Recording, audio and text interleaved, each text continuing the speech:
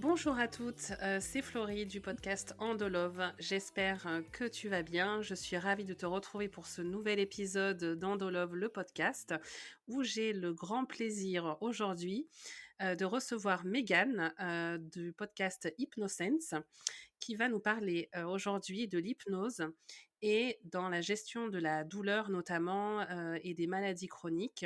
Qu'est-ce que l'hypnose peut nous apporter pour l'endométriose? Donc, bonjour Mégane. Bonjour à toi, Florie. Merci de m'interviewer aujourd'hui sur l'hypnose. Ça va très bien et toi? Ça va, très bien, merci beaucoup. Eh bien écoute, je te remercie déjà beaucoup d'avoir accepté mon invitation pour ce podcast. Hem, Avec grand alors de mon côté, plaisir. j'ai découvert moi l'hypnose, quand j'ai fait un peu mon parcours avec l'endométriose pour essayer de travailler sur la gestion de mon stress notamment qui était, très, très grand à une certaine époque. Et Ouais. j'avais rencontré des hypnothérapeutes, pour m'apprendre un petit peu à gérer ça et travailler là-dessus, et ça m'a beaucoup aidé en fait sur, la gestion de mes douleurs.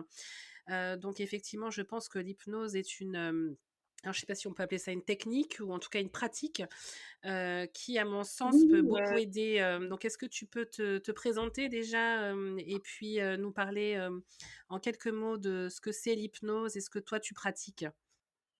ouais. Alors, du coup, en grande ligne, parce que si je me présente en long, en large, en travers, ça va être super long. Mais dans les grandes lignes, donc moi, c'est Mégane, j'ai 27 ans. Et donc, comme un petit peu toi pour l'hypnose, donc je vais expliquer un petit peu pourquoi j'en suis arrivée à l'hypnose. Mmh. J'avais pas mes règles depuis pendant 4 ans, donc ça s'appelle l'aménorrhée. Et j'ai découvert l'hypnose grâce à ça, parce qu'en fait, bah, pareil, j'ai fait beaucoup de problèmes hormonaux. En fait, toutes mes hormones étaient basses, limite zéro, parce que D'accord. bah, je venais d'arrêter la pilule. Et du coup, il fallait tout reprendre à zéro. Donc j'ai fait un suivi naturopathique pendant 1 an pour remonter toutes les hormones. Ça a très bien fonctionné. Et ensuite, donc j'ai eu des kystes sur les ovaires. Donc ça, ensuite, ça a entraîné. Donc, enfin, j'avais pas les règles du tout. Enfin, je les avais une fois par an. Et je savais plus quoi faire. J'ai fait plein d'examens. Le gynéco me dit que tout allait bien sur l'utérus, tout ça, tout fonctionnait très bien à part ces petits kystes, mais c'était pas quelque chose de très important. Tout fonctionnait bien hormis ça. Et il m'a dit c'est vraiment le mental. Du coup, ce que j'ai fait, j'ai eu de la chance. Sa femme était hypnothérapeute.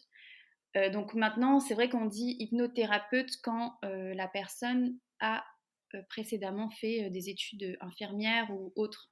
Maintenant, Ah oui, maintenant, ça se dit vraiment praticien en hypnose. On n'a pas le droit en fait de dire hypnothérapeute si on n'est pas du domaine médical.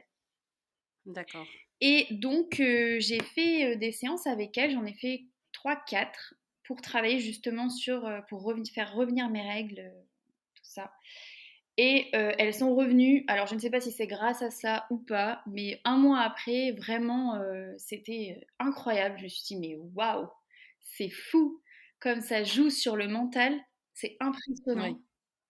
Et oui. du coup, bah, ça m'a passionnée et je me suis dit, bah, il faut absolument que je me forme à ça. Enfin, c'est tellement vraiment magique, le mot est peut-être fort, mais c'est vraiment ce que ça m'a fait comme sensation.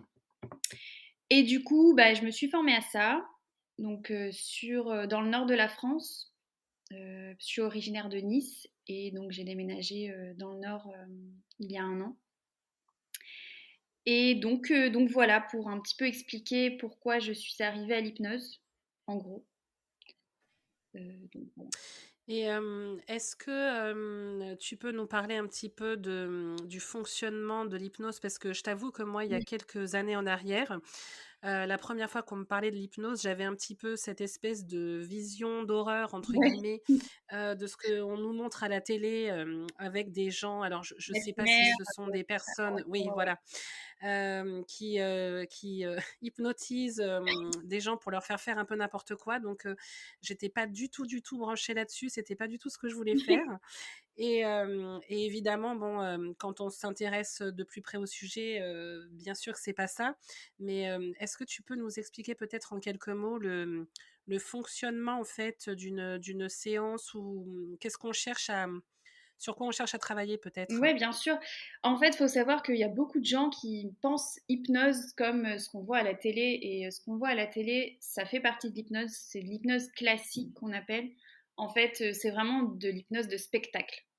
C'est pas du tout la même hypnose qui se pratique en cabinet ou autre. Tout ce qui se pratique en cabinet, ça va plus être de l'hypnose ericksonienne. Je sais pas si tu as déjà entendu parler, je pense que oui, parce que maintenant, on en entend beaucoup plus parler. Oui, Voilà. oui, tout à fait, oui. Donc, l'hypnose ericksonienne, elle vient du psychiatre américain Milton Erickson. Et il y a apporté, en fait, il a ajouté à l'hypnose classique, donc de ce qu'on voit à la télé via Mesmer, etc., euh, son langage psychiatrique, en fait. C'est-à-dire que lui, il fonctionnait beaucoup dans l'hypnose conversationnelle, en allant chercher du coup des réponses via l'inconscient, etc. Et il avait une technique vraiment particulière. Il n'y a personne qui est comme lui. C'est vraiment voilà.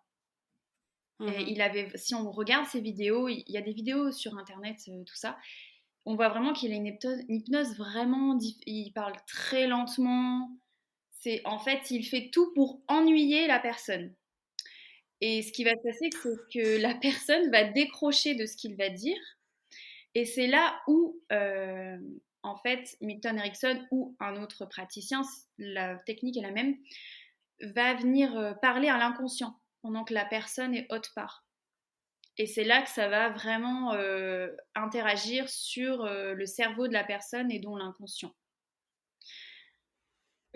Pour t'expliquer un petit peu, dans le cerveau, je ne vais pas faire trop de trucs techniques, mais tu as trois parties. Tu as le néocortex, le limbique et le reptilien.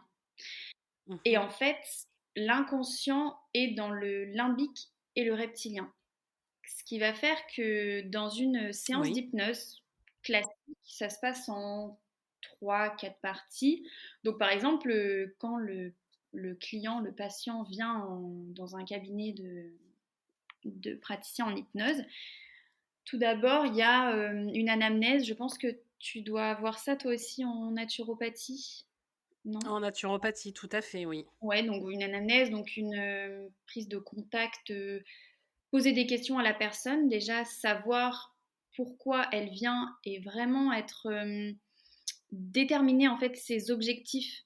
Parce que c'est vrai qu'une personne, des fois, elle vient, bah, elle te dit, bon, bah, je viens parce que, je sais pas, j'ai trop de stress ou je viens pour perdre du poids ou quoi que ce soit. En fait, souvent, derrière ce stress ou cette perte de poids ou autre, il y a une autre cause en fait. Et c'est en posant ces questions-là qu'on vient démêler, si tu veux, la vraie cause du problème. Et donc grâce à ça, ensuite, on peut établir la séance d'hypnose. Donc elle se fait pas, pas tout de suite. En général, il y a plutôt une petite hypnose qui se fait en fin de séance de la première. Et ensuite, on fixe un Mhm. autre rendez-vous pour faire une vraie séance, vraiment travailler sur le problème. Et du coup, pourquoi travailler sur l'inconscient en hypnose? En fait, l'inconscient, il faut savoir qu'il a l'âge mental d'un enfant de 5-6 ans. C'est-à-dire que il comprend en fait de manière littéraire. C'est-à-dire que bah, en général, quand on parle à une personne ou enfin bref, l'inconscient il faut l'amuser en fait. C'est comme un enfant quand on Mhm. lui dit pipi caca, bah, il va rigoler. Bah, l'inconscient c'est pareil. Ah d'accord, Voilà, c'est exact. c'est bon à C'est ouais, savoir. c'est vraiment ça en fait. Tout est amusement avec l'inconscient. Donc et il a une demi-seconde d'avance sur notre conscient. C'est-à-dire que, par exemple, au moment où je te parle, tu es consciente qu'on est en train de se parler. Mais tu n'es peut-être pas consciente que ton cœur, il bat, que ton sang, il Mm. circule, que tu clignes des yeux, etc. Et ça, en fait, c'est le rôle de l'inconscient. Il a toutes ces fonctionnalités-là. Et aussi, ce qui est très important à savoir, c'est que l'inconscient ne comprend pas la négation. Ce qui veut dire que si tu te dis dans la journée, bon, bah aujourd'hui, je ne vais pas faire ça, et bien tu peux être sûr que tu vas Que être tu vas le faire. focalisé sur ça et que tu vas le faire, tu vois. Donc, donc D'accord, ça, je c'est comprends mieux. ouais, c'est par exemple des personnes qui veulent perdre du poids, ça c'est vraiment impressionnant. Elles se disent, bah non, aujourd'hui, je vais pas manger de chocolat ou je vais pas, bah, elles vont être focus sur ça toute la journée. Et tu peux essayer toi-même, si tu as envie de ne pas faire un truc de la journée, tu vas voir que tu vas être focalisé toute la journée sur ça. Et ça, c'est assez impressionnant. Donc voilà, en termes d'explication de l'inconscient, c'est à peu près ça. Et donc du coup, en fait, le praticien en hypnose, c'est un coach de l'inconscient, tu vois. Mmh, d'accord. Entre guillemets, c'est vraiment Ouais, ouais. ça. Et pour comparer, une séance d'hypnose pour traiter un problème, ça dépend c'est quoi et ça dépend de la motivation surtout de la personne. Ça va entre 3 et 4 séances ou plus, après ça dépend vraiment de la personne. Alors qu'une séance chez un psychologue ou quoi que ce soit, ça va être beaucoup plus long parce qu'il n'y a pas cette interaction avec l'inconscient en fait. Oui, ou en tout cas, peut-être que chez un psychologue, tu essayes vraiment de démêler, Ouais. et d'arriver à l'inconscient, mais c'est un travail de longue haleine, Mm, mm. qui prend des années, je pense. Et la question que je me pose, c'est est-ce que, tout le monde est réceptif, à l'hypnose? Parce Ah, qu'il y a j'ai souvent ouais. entendu des gens me dire: «Ah non, mais moi, le mental, j'y arriverai jamais, j'arrive pas à me détendre», Qu'est-ce que tu penses de ça, toi? Oui, alors c'est vrai que j'entends beaucoup de personnes me dire: «Ah bah non, moi de toute façon, je suis pas réceptif à l'hypnose et cetera». Faut savoir que tout le monde est réceptif à l'hypnose. Pourquoi? Parce qu'en hypnose, on atteint un état modifié de conscience. C'est quoi un état modifié de conscience? C'est, par exemple, quand on fait quelque chose mais qu'on n'est pas forcément conscient. Ou par exemple, je vais donner plusieurs exemples et tu vas comprendre, par exemple, quand on regarde un film. Ça peut être par exemple, je sais pas, un film d'action, un film de peur. On est totalement captivé par le film et on arrive à percevoir des émotions. Et ça, c'est un état modifié de conscience. C'est-à-dire, on peut se mettre à pleurer devant un film. C'est un état modifié de conscience. Donc, c'est le même Mmh. état qu'un état d'hypnose. Et un autre exemple, quand on conduit en voiture, qu'on fait trajet boulot-maison, par exemple, bah, on n'est même plus conscient de la route qu'on fait, en fait, parce qu'on a tellement enregistré la route que bah, on pense, tu vois, quand tu conduis, tu penses à des choses, tu n'es même pas Oui, conscient en fait que tu es sur la route. Et ça, c'est l'état modifié de conscience, donc c'est un état d'hypnose.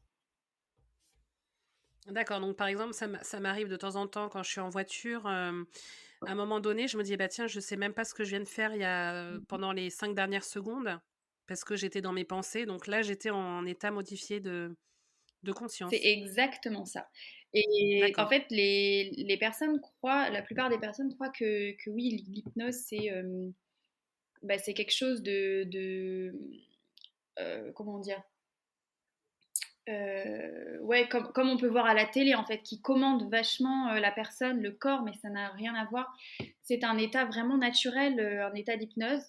C'est juste qu'on n'est pas conscient de cet état dans la vie de tous les jours, en fait. Oui. Oui, oui, C'est d'accord. ça. Après, derrière cet état hypnotique, c'est là où le praticien en hypnose vient intégrer des protocoles, euh, un langage d'hypnose pour pouvoir démêler les problèmes, réduire les douleurs, réduire le stress. Voilà. Oui, oui, je comprends. Alors c'est vrai que, comme je te disais au début de notre échange, moi j'ai beaucoup utilisé l'hypnose, pour la gestion du stress.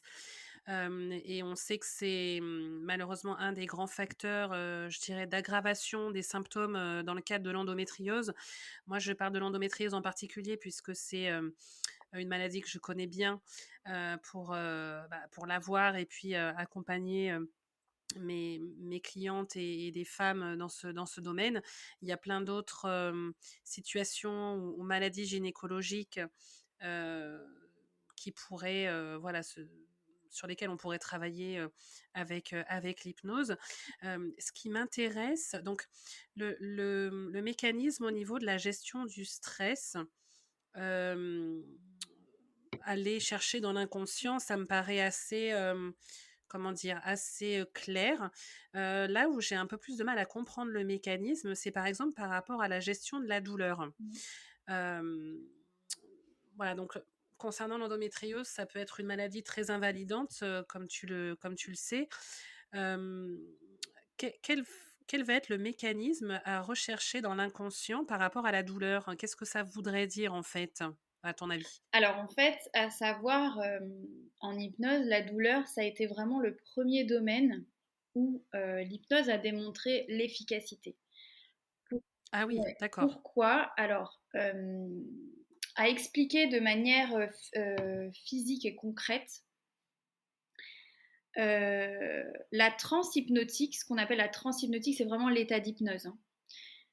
Elle permet la sécrétion de l'endorphine, donc l'hormone du bonheur, du bien-être.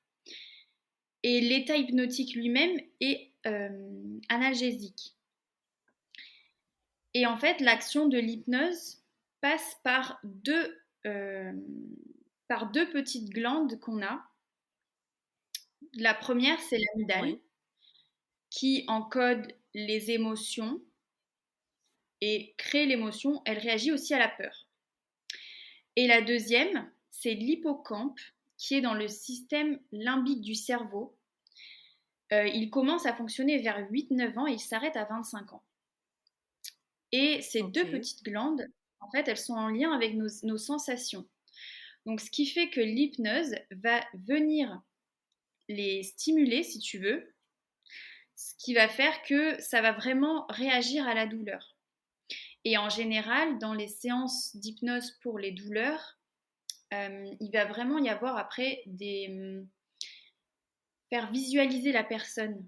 Si tu veux, par exemple, si c'est une sensation de douleur qui représente vraiment de la chaleur, bah, on va venir apporter vraiment de la fraîcheur, limite la glacer, tu vois.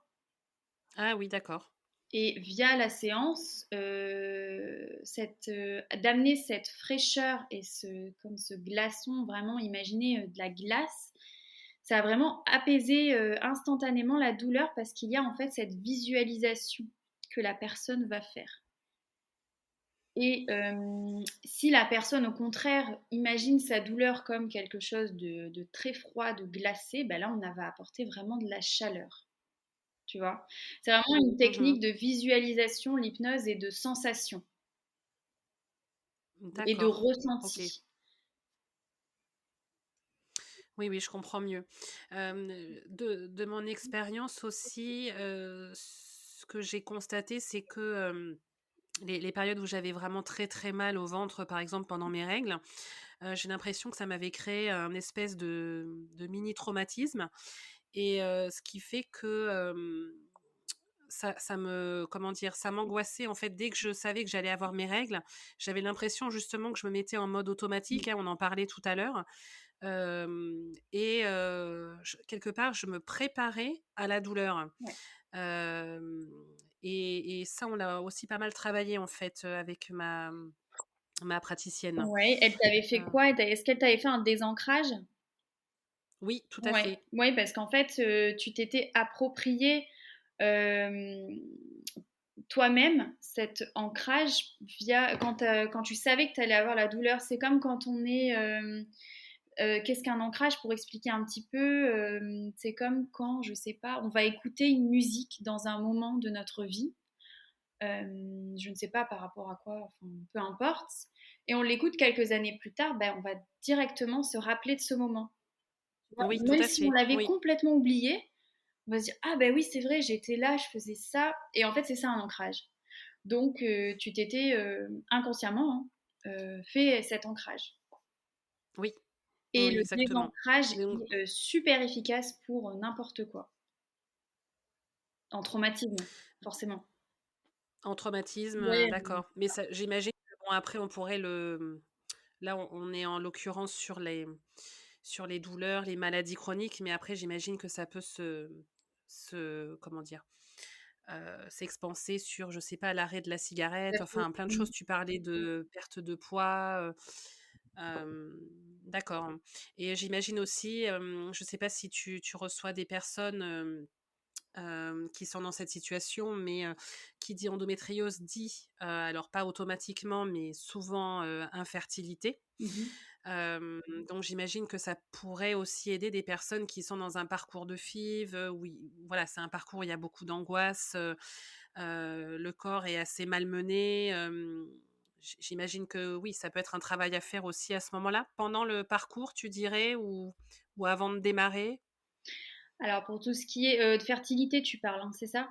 Oui, Ouais. oui. Ben en fait, dans une séance d'hypnose pour la fertilité, on va vraiment accompagner la personne à s'imaginer, dans un cocon, quelque chose de tu vois, d'une sécurité, en fait. Parce que la plupart du temps, ce qui se passe, c'est que justement, via tous ces problèmes, liés à l'utérus, on va venir se créer des problèmes en plus dans Oui, l'inconscient, c'est-à-dire à se dire: «Bah non, de toute façon, voilà, j'ai l'endométriose, on sait que, bah, ça va être compliqué d'avoir un enfant». Alors oui, que, tout à fait. Mmh. il y en a beaucoup qui arrivent à avoir des enfants, même en ayant l'endométriose. C'est un petit peu plus compliqué, je pense, mais c'est possible. Et en fait, c'est vraiment venir, hem, détruire cette croyance limitante. Oui, oui, oui, je comprends. Et Mmh. vraiment, laisser la capacité au corps de vraiment, faire, en fait. C'est vraiment ça la différence, c'est vraiment une croyance limitante. Donc c'est vraiment casser cette croyance limitante avec l'hypnose. Donc en discutant bien évidemment avec la personne, chaque personne est différente en fonction de ses croyances, mais c'est vraiment ça, en fait. Mmh. D'accord, mais écoute, c'est très intéressant. Et en ce moment, alors toi, quels sont tes projets? Est-ce que tu peux nous dire un peu, tu as ton cabinet à Arras, tu fais des podcasts, Alors comment on moi peut te suivre? ouais, bien sûr. Beh, pour l'instant, j'ai, vraiment j'ai créé ce podcast Hypnosense vraiment pour, voilà, pour me lancer dans un premier temps. Et bah, bien évidemment avec le Covid, c'est un petit peu compliqué en ce moment. Hem, Oui, mais moi, en fait, j'ai donc pour but de m'installer dans un spa. Donc bah, pareil, oui, j'attends du coup l'ouverture du spa pour vraiment m'installer en tant que professionnelle, tu vois? Et donc, bah, avec oui, le Covid, ça retarde, bien évidemment, parce que c'est dans un hôtel, donc forcément. Et en fait, bah, oui, dans ce spa, je vais proposer donc l'hypnose thérapeutique, mais également l'hypnose détente, tu vois? Pour mêler, l'hypnose avec le spa, donc pour vraiment permettre à la personne d'avoir un espace vraiment dédié de détente et en même temps, s'il y a d'autres problèmes thérapeutiques, voilà, les traiter. En gros, c'est ça mes projets. En attente, OK. mais voilà. Bon, ça donne envie en tout cas. Je me projetais déjà dans le spa, moi. Ah ouais, ben voilà, la visualisation. On en a besoin en ce Ouais, moment. c'est ça, c'est ça. Très bien, mais écoute, je te remercie beaucoup. Hem, J'avais une dernière, question ou requête, pour toi. Est-ce que, tu serais d'accord pour qu'on fasse une petite séance, pour nos auditrices? Bien sûr, avec grand plaisir. Très bien. Bon, mais écoute, on se retrouve tout de suite Ça alors. marche. À tout de À suite. tout de suite. Merci.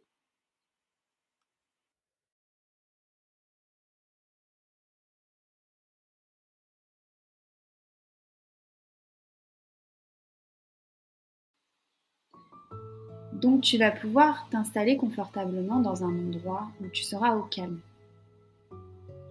Je vais te laisser quelques instants.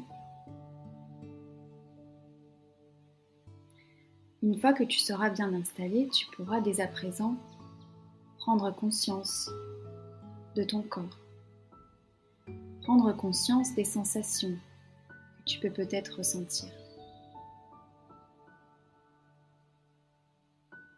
prendre conscience de la respiration qui se fait de plus en plus profonde.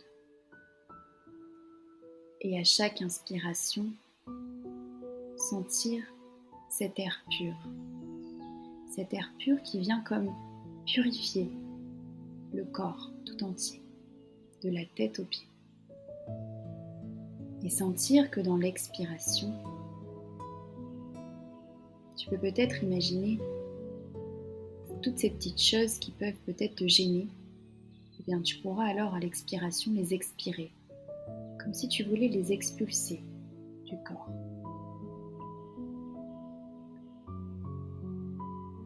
Tu peux peut-être te focaliser sur les muscles et ressentir le relâchement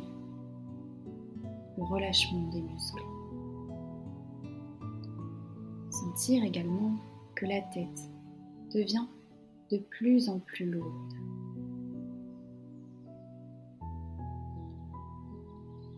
Et cette lourdeur, tu peux peut-être également la ressentir à travers le corps. Également sentir que le bras gauche ou le bras droit est peut-être plus lourd que l'autre. Sentir également le relâchement des mains. Ça peut être la main gauche ou la main droite, peu importe. Et tu peux peut-être sentir l'odeur de la pièce. Être focalisé sur vraiment ce que tu peux ressentir et sentir. Quelle odeur il y a? Qu'est-ce que cela procure en toi? Si tu n'as pas encore fermé les yeux, tu peux peut-être voir dans la pièce ce qu'il y a autour de toi. Et tu peux peut-être te focaliser sur un objet en particulier ou une couleur. Et au plus tu te focalises sur l'objet ou la couleur, au plus tu peux percevoir tout ce qui se passe autour comme devenir beaucoup plus flou. Et au plus tu te focalises sur l'objet ou la couleur, au plus les paupières deviennent de plus en plus lourdes. Et au plus les paupières deviennent lourdes, au plus tu sens la respiration devenir de plus en plus profonde et agréable. Tu pourras alors fermer les yeux pour laisser l'espace à la détente. Et tu peux peut-être remarquer que derrière les paupières fermées, tu peux imaginer un tas de choses. Tu peux peut-être même voir derrière ces paupières fermées des couleurs, des formes ou même des objets, quels qu'ils soient. Tu peux peut-être focaliser sur une couleur en particulier ou une forme. Et ça peut être une couleur chaude ou froide, peu importe. Tu peux même amplifier cette couleur. Tu peux tellement l'amplifier qu'elle se diffuse dans tout le corps. Et tu sens vraiment cette sensation, ce bien-être s'installer. Et maintenant, tu peux peut-être changer la sensation d'inconfort que tu peux avoir en une sensation de chaleur ou de froid, si c'est le cas. Et ressentir un picotement chaud et confortable dans votre bas-ventre. Laissez le soleil briller sur le bas-ventre. Et tu peux ressentir comme la chaleur pénètre dans la peau, dans les tissus sous-cutanés. dans les muscles et en profondeur jusqu'aux os. Tu peux même imaginer un morceau de beurre ou quelques crèmes apaisantes sur la peau. Et alors que cela fond, ton inconfort aussi fond et disparaît. C'est comme lorsque l'on met du beurre à chauffer sur une poêle. Il fond progressivement. Et bien c'est exactement pareil avec ta douleur. C'est si bon, si relaxant, si réconfortant. Tu peux être très fier de ton succès et de ton attitude à changer tes sensations. À n'importe quel moment, tu pourras choisir. Et de la manière dont tu le désires. Et lorsque tu te serviras de l'auto-hypnose plusieurs fois par jour, tu vas remarquer qu'avec l'entraînement, tu es capable d'aller plus profondément. Et cela va te demander de moins en moins de temps pour changer et contrôler tes sensations. Pendant le reste de la journée, tu ne vas pas prêter attention à ton bas-ventre. Ton corps sait parfaitement comment faire pour que tu respires et pour que ton corps, ton cœur fasse circuler le sang.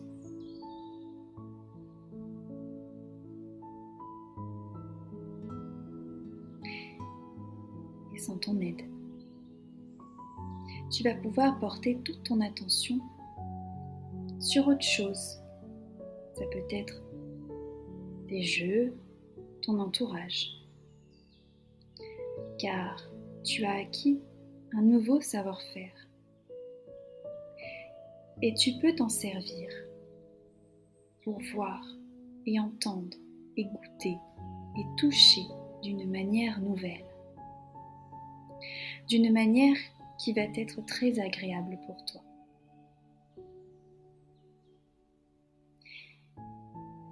Et par exemple, quand tu marcherais dans les bois, tu vas arriver à un embranchement de chemin. Et tu peux peut-être choisir d'aller vers la droite ou bien vers la gauche. Jusqu'à présent, tu es peut-être allé inconsciemment vers la gauche.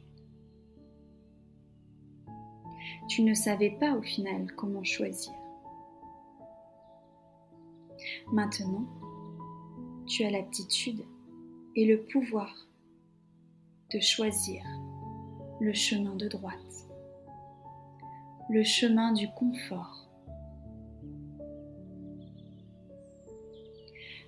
celui d'une vie productive et heureuse qui te permettra d'être dans un mieux-être au plus profond de toi.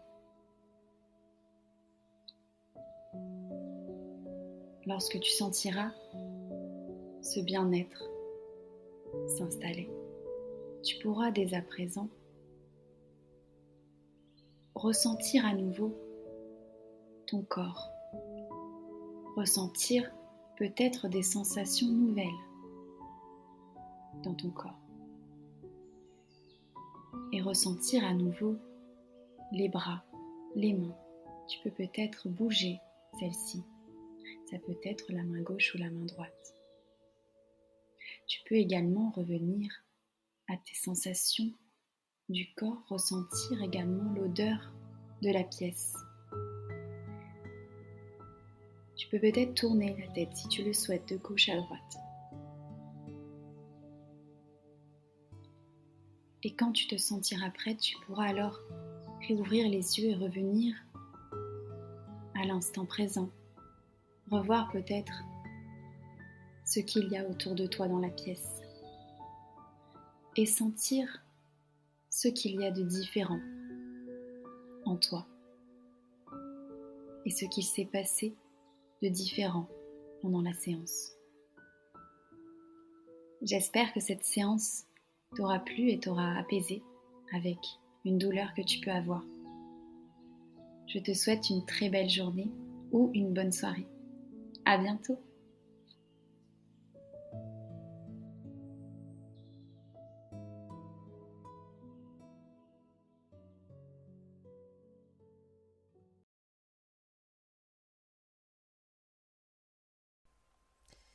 J'espère que cette séance avec Megan t'a plu, que tu as appris plein de choses sur l'hypnose et que tu vas pouvoir l'utiliser dans ta vie quotidienne pour mieux gérer ton endométriose. D'ici là, je te retrouve pour plein d'autres surprises pendant la semaine de l'endométriose sur mon compte Instagram.